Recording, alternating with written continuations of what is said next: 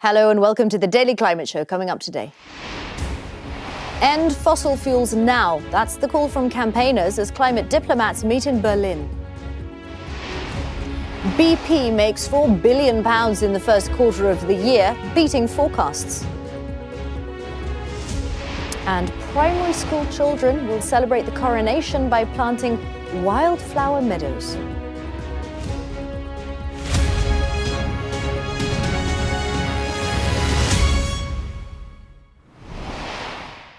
Hello and welcome to the Daily Climate Show, where we track the changes to our world and investigate some of the potential solutions to the climate crisis. Now, representatives from over 40 countries are in Berlin for major climate talks hosted by the German government. The Petersberg Climate Dialogue is designed to lay the groundwork for COP28 in Abu Dhabi later this year. Well, our Europe correspondent Siobhan Robbins is outside that meeting in Berlin. She joins us now. What's been happening there today, Siobhan?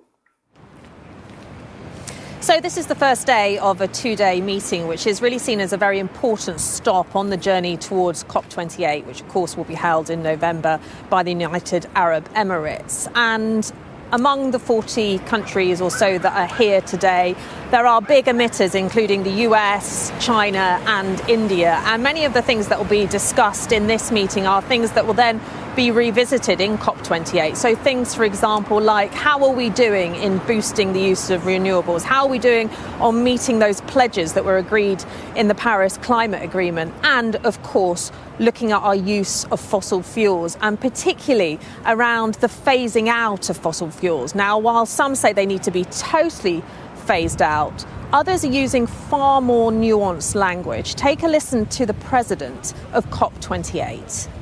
We know that the energies used today will continue to be part of the global energy mix for the foreseeable future.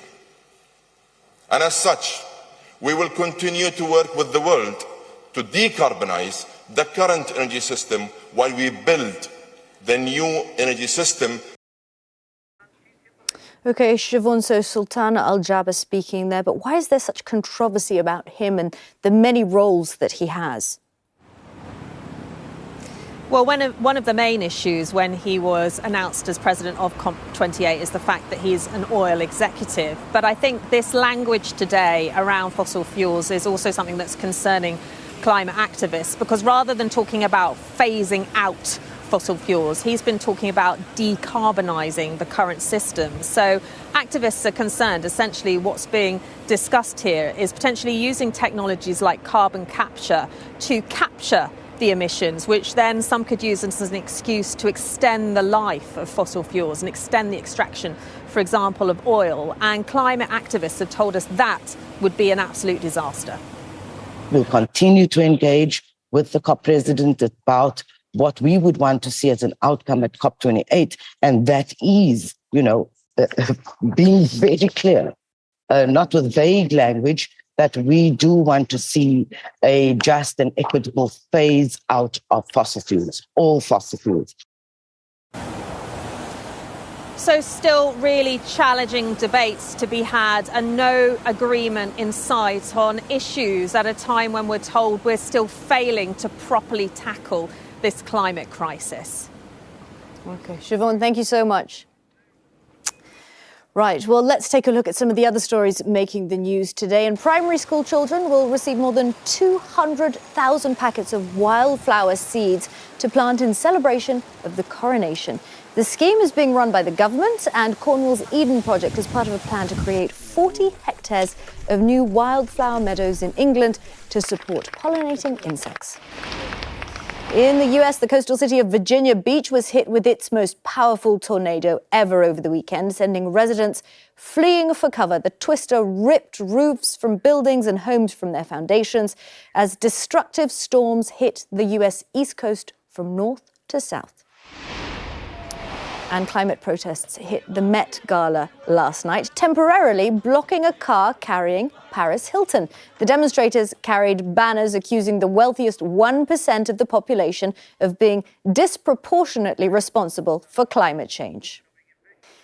Now, the oil giant BP announced another bumper profit today, making about £4 billion in the first quarter of this year, significantly ahead of forecasts. Let's speak to our business presenter, Ian King.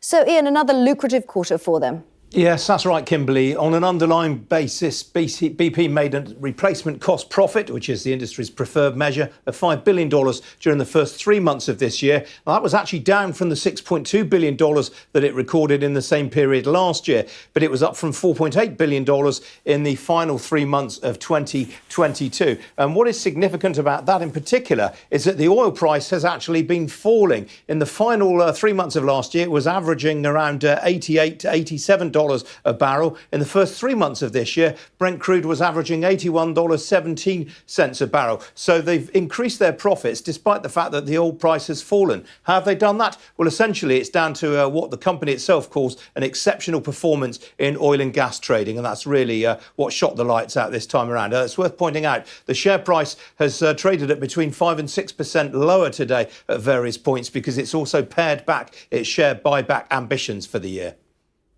OK, and Ian, they are being criticised, aren't they, for scaling back their climate pledges?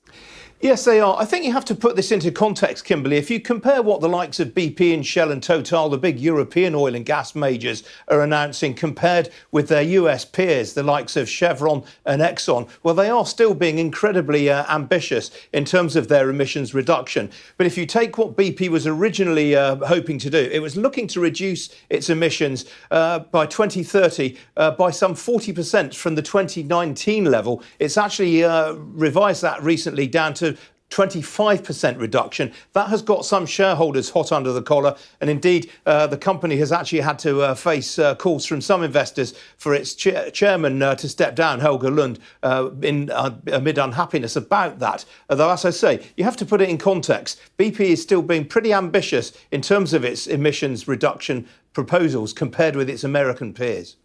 OK, Ian, thank you so much. Right, that's all from us today. Thank you so much for watching. Join us again on the Daily Climate Show tomorrow at the same time. I'll see you then.